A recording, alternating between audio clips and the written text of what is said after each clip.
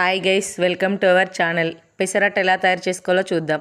1 tea glass పెసర్లు, 1 tea glass గుండు మినపప్పు, పిడికెడు రైస్ వేసుకొని వాటర్ పోసుకోవాలి. వాటర్ పోసుకొని నైట్ అంతా నానబెట్టుకోవాలి. నానబెట్టుకున్న తర్వాత నెక్స్ట్ డే మార్నింగ్ మిక్సీ గిన్నెలో వేసుకోవాలి.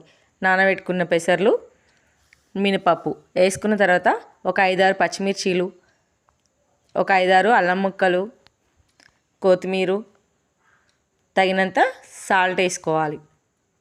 వేసుకున్న తర్వాత మిక్సీలో సన్నగా గ్రైండ్ చేసుకోవాలి. గ్రైండ్ చేసుకొని ఒక బౌల్లోకి తీసుకోవాలి.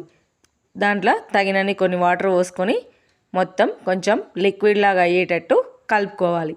కలుపుకున్న తర్వాత పొయ్యి మీద దోశ పెంక పెట్టుకొని ఆనియన్తో మంచిగా రుద్దుకోవాలి. రుద్దుకున్న తర్వాత పెసరట్టు అనేది వేసుకోవాలి. వేసుకొని మెల్లగా స్పూన్తో తిప్పుకోవాలి. తిప్పుకున్న తర్వాత పెసరట్టు అనేది తొందరగానే అవుతుంది. మంచిగా బ్రౌన్ కలర్లో కాలిన తర్వాత దాన్ని మంచిగా మెల్లగా సరాతంతో ఉల్టా తిప్పుకోవాలి. అంతే, వేడివేడి pesarattu ready. Thank you for watching.